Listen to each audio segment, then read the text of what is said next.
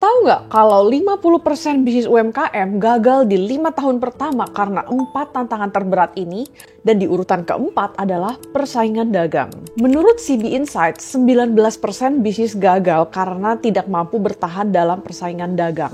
Sebenarnya, seiring bisnis kamu itu berjalan dan puji Tuhan makin besar, kamu pasti bertemu dengan yang namanya kompetitor. Sebenarnya persaingan dagang itu normal dan sehat untuk mendorong tiap bisnis untuk bisa terus berinovasi.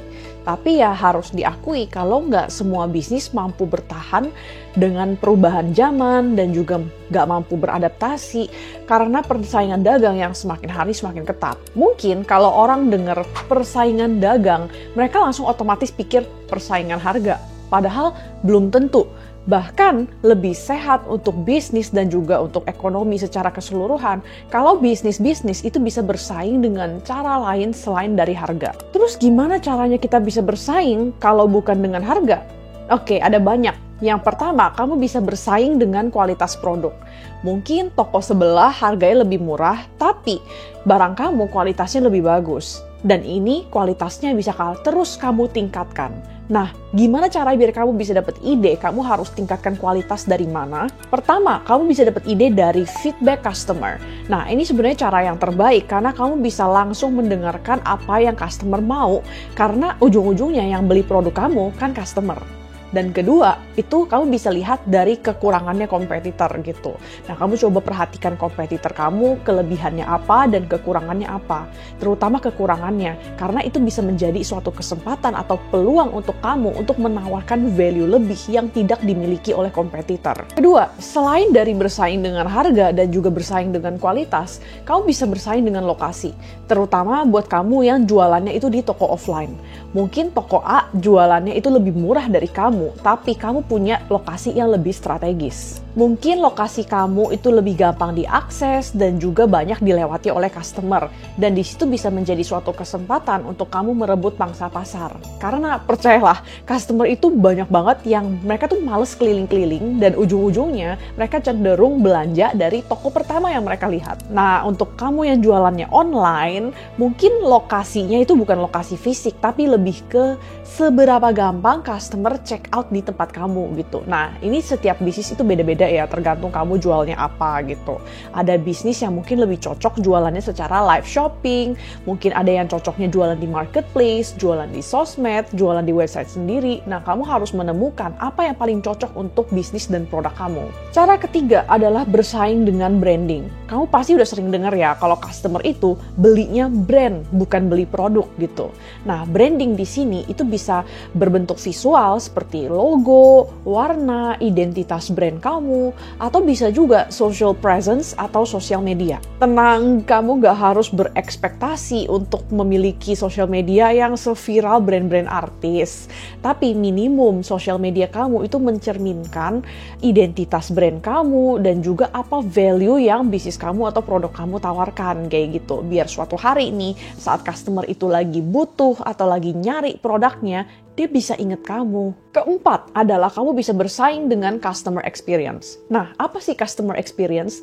Customer experience adalah perjalanan yang dilewati oleh customer dari pertama kali dia kenal produk kamu sampai dia belanja dan bahkan setelah dia belanja atau after sales. Nah, ini cocok banget buat kamu yang menargetkan market kalangan menengah ke atas. Karena market kalangan itu, mereka sangat peduli yang namanya customer experience atau pelayanan gitu. Mereka bahkan rela untuk bayar lebih untuk mendapatkan pelayanan yang terbaik daripada bayar murah untuk mendapatkan pelayanan yang seadanya. Oke, kita lanjut. Masalah apa lagi yang paling banyak bikin bisnis itu tutup? Dan di urutan ketiga adalah timnya itu nggak tepat. Bahkan menurut CB Insights lagi, sekitar 23% bisnis yang gagal mengalami masalah timnya nggak tepat. Nah, mungkin kalau buat kamu yang baru mulai dan masih melakukan semuanya sendiri, belum berasa ya. Tapi kalau dari pengalaman aku dan juga ngobrol dengan beberapa temen yang business owner lainnya, biasanya tantangan team building itu mulai muncul di sekitar setahunan berbisnis. Nah, kamu bakal mulai berasa tuh pusingnya bikin SOP, pusingnya training, pusingnya hiring, pusingnya managing people. Dan sebenarnya ini tuh normal gitu dan juga termasuk dalam proses belajar berbisnis. bisnis. Tapi ada beberapa hal yang masalahnya yang cukup gawat yang bisa membahayakan bisnis kamu. Pertama adalah turnover-nya tinggi. Jujur ya, hiring itu sangat memakan waktu dan tenaga gitu. Dan juga kalau misalnya karyawan bisnis kamu itu keluar masuk terus, ini sering banget bikin si bisnis owner-nya itu stuck. Dia nggak bisa maju untuk kembangin bisnisnya karena seluruh waktu dan tenaganya itu kekuras untuk ngurusin hiring. Dan ujung-ujungnya bisnisnya itu stuck di tempat karena masalah internalnya untuk hiring terus. Masalah kedua adalah karyawanmu tidak mandiri. Nah, maksudnya itu apa? Jadi meskipun kamu udah punya tim kamu itu nggak bisa berbuat keputusan atau nggak bisa melakukan apapun tanpa ada keberadaan kamu. Apa-apa tungguin kamu. Kalau kerja juga dari awal sampai akhir itu harus tanya kamu, dan ujung-ujungnya kamu tetap capek dan kamu nggak berhasil delegasikan apa-apa. Masalah ketiga adalah kamu pilih orang yang nggak tepat. Jadi nggak bisa saling melengkapi gitu. Terus juga tim kamu tidak kompak. Dan akhirnya malahan bikin konflik internal karena sifatnya itu nggak cocok kayak gitu. Dan malahan bisnis kamu jadinya jatuh dari dalam. Sebelum aku lanjut ke dua alasan yang paling gawat, kalau kamu rasa video ini bermanfaat, jangan lupa untuk like dan subscribe biar kamu nggak ketinggalan tips jualan yang relate. Oke, kita masuk ke tantangan yang makin berat lagi. Dan di urutan kedua yang paling banyak bikin bisnis gagal adalah kekurangan duit. 29% bisnis gagal karena kekurangan duit. Dan ini bisa karena pertama bisnisnya itu nggak menghasilkan profit, atau bisnisnya itu profit tapi cash flow-nya macet. Bisa juga karena manajemen keuangan yang kurang baik, atau bisa juga ya kekurangan dana dan mereka tidak mampu mendapatkan pendanaan lebih, either dari hutang atau dari investor atau dari sumber lain.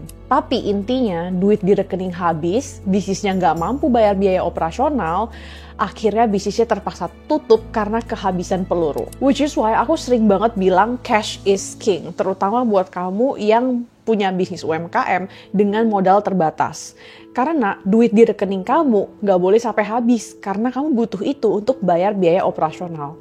Bahkan bisnis yang dalam tanda kutip rugi masih bisa bertahan beberapa bulan selama dia masih punya cukup cadangan duit di rekening untuk membayar biaya operasional. Biasanya kalau bisnis kamu itu udah setahun gitu, coba perhatikan tahun lalu polanya seperti apa, bulan apa yang sepi, dan bulan apa yang rame. Karena kemungkinan besar tahun depan polanya akan keulang lagi. Jadi kamu bisa siap-siap. Saat bulan lagi rame, sisihkan sebagian profit untuk dijadikan uang cadangan untuk bantuin kamu di bulan yang sepi. Dan di bulan yang sepi, kamu sudah menyiapkan budget marketing atau iklan. Kamu juga udah bisa menyiapkan mini produk atau produk seasonal yang udah kamu persiapkan dari jauh hari. Karena kamu udah tahu nih bulan mana yang sepi. Jadi begitu capai di bulan sepi, kamu udah tinggal siap launching kayak gitu. Jadi udah well prepared dan kamu udah siapin banyak promo menarik. Dan yang sudah ditunggu-tunggu, alasan nomor satu yang paling banyak bikin bisnis tutup adalah produknya yang dijual tidak sesuai dengan kebutuhan customer. Bahkan 42% bisnis yang gulung tikar itu mengalami masalah ini gitu. Karena at the end of the day, bisnis itu memberi solusi kepada masalah atau keresahan pada market atau pada customer dalam bentuk suatu produk atau jasa. Nah, gimana bisnis itu bisa berhasil kalau produk atau jasa yang dijual tidak dibutuhkan oleh customer? Mau sekeren apapun, secanggih apapun, sebagus apapun produk kamu, kalau produk kamu itu gak sesuai dengan apa yang customer mau dan butuh, bisnis kamu akan susah banget untuk bertahan. Karena paling customer hanya akan cobain satu kali aja karena penasaran, habis itu nggak pernah mau beli lagi. Inilah pentingnya untuk kamu melakukan market research sebelum dan selama kamu berbisnis. Biar kamu bisa memastikan kalau produk yang kamu jual itu memang sesuai dengan kebutuhan customer.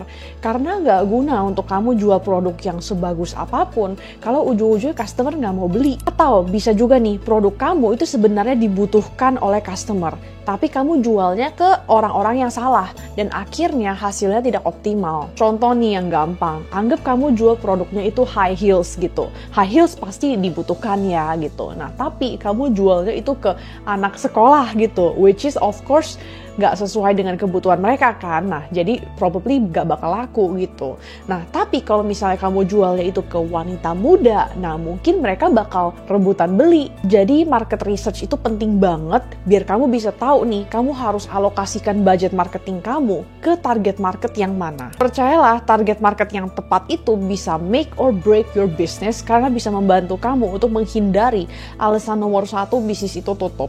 Dan kalau misalnya kamu masih bingung dan belum tahu gimana sih caranya untuk menentukan target market yang tepat, aku udah pernah bikin tutorial lengkapnya di videoku yang ini, jadi habis ini nonton ya. Thanks for watching dan sampai jumpa lagi di video yang ini.